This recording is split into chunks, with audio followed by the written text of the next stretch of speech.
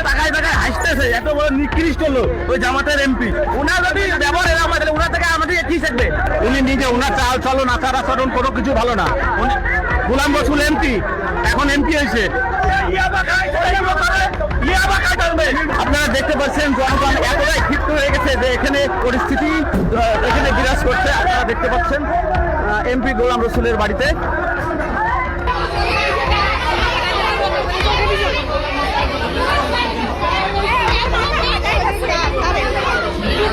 যে আমি যদি কোনো ভুল করে থাকি তার জন্য আমি ক্ষমা প্রার্থী। এখানে আমার মেয়ে প্রেসক্রিপশন আছে, সাইকাট্রিক রোগী এই মুহূর্তে ডাক্তার আমার কাছে চাই, যিনি আমার মেয়েটা অসুস্থ, তাকে মারলে সে মারা যেতে পারে, তারপরও চারিদিকে তাকে বিভিন্নভাবে চর করা হচ্ছে।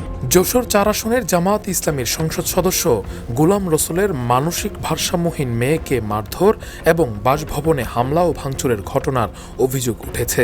মঙ্গলবার বেলা ১১টার দিকে যশোর শহরের নীলগঞ্জ এলাকায় এই ঘটনা ঘটে। পরে পুলিশ ঘটনাস্থলে গিয়ে পরিস্থিতি নিয়ন্ত্রণে আনে এবং সংসদ সদস্য ও তার পরিবারকে নিরাপত্তা দেয়। পুলিশ ও স্থানীয় সূত্র জানায়, এমপির বাড়ির সামনে থাকা একটি মাদ্রাসায় যাতায়াতের রাস্তা নিয়ে দীর্ঘদিন ধরে তার পরিবারের সঙ্গে মাদ্রাসা কর্তৃপক্ষ ও অভিভাবকদের বিরোধ চলছিল। সোমবার এমপির মেয়ে অনন্যা মাদ্রাসার কয়েকজন শিক্ষার্থীকে ভয়ভীতি দেখান।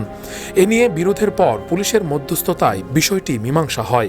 তবে প্রত্যক্ষদর্শীদের ভাষ্য, মঙ্গলবার সকালে গোলাম রসুল ও তার মেয়ে আবার মাদ্রাসায় গেলে নতুন করে উত্তেজনা তৈরি হয়। এ সময় এমপির মেয়ে অনন্যা রুকসানা নামের এক স্থানীয় নারীর মাথা ফাটিয়ে দেন।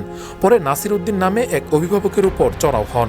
এই ঘটনায় এলাকাবাসী ক্ষুব্ধ হয়ে ওঠেন। ঘটনা ঘটছে গতকালকে উনার মেয়ে নিশা করে আইছে, মদ খেয়ে এসে এখানে নিশা করাচ্ছে। হুজুরের সাথে বাচ্চা কাচ্চাকে আপনার উল্টো পাল্টা ভয়ভীতি দেখাচ্ছে। সে বাচ্চা ভয়তে পালায় ওই দোকানে মধ্যে লুকাইছিল। এবার হুজুর আইছে, হুজুর এসে জিজ্ঞেস করেছে আপনি কি জন্য আমার ছাত্ররা বলবেন, আপনি ছাত্ররা কোনো অন্যায় করেছে আমারে বলেন। বলি হুজুরে মারতে গেছে, এমনকি ওই উনার মেয়ে। পরে আমরা এলাকার লোকজন থাকে, উনি আবার থানায় ফোন দিয়ে বলেছে যে উনারে নাকি হুজুর মেরেছে। পরে প্রশাসন আইছে, হুজুর আমাদের ফোন দিলে আমরা যারা গার্জিয়ান আছি এখানে যা পরে সবাই গার্জিয়ান আইছে, এসে আমরা প্রতিবাদ করলি। থানা থেকে প্রশাসন এসে দেখেছে যে না, এখানে হুজুরের কোনো দোষ নেই, ওই মেয়েরই দোষ। পরে প্রশাসন তাদেরকে মিটাই দিয়ে চলে গেছে। আজকে আবার সে অতর্কিত এসে তার বাপ আর মেয়ে এসে হামলা চালাইছে। পরিস্থিতি বেগতিক দেখে সংসদ সদস্য ও তার মেয়ে বাসভবনের মূল ফটক বন্ধ করে নিজেদের অবরুদ্ধ করেন। পরে বিক্ষুব্ধ এলাকাবাসী এমপির বাসভবনে হামলা ও ভাঙচুর চালায়। ঘটনার পর ফেসবুক লাইভে এসে গোলাম রসুল বলেন, তিনি নিজেও মাদ্রাসা প্রতিষ্ঠায় সহযোগিতা করেছিলেন। তার দাবি, মাদ্রাসার সামনের রাস্তায় অভিভাবক ও বাচ্চারা জড়ো হন, তাতে রাস্তা অচল হয়ে থাকে।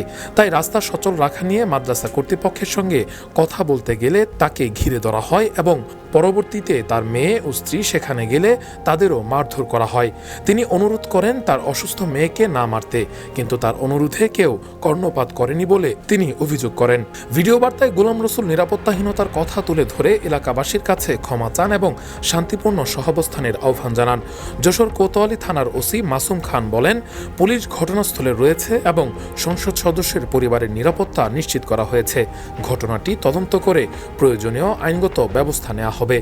Rakibul Islam Rais, face the people, desk report.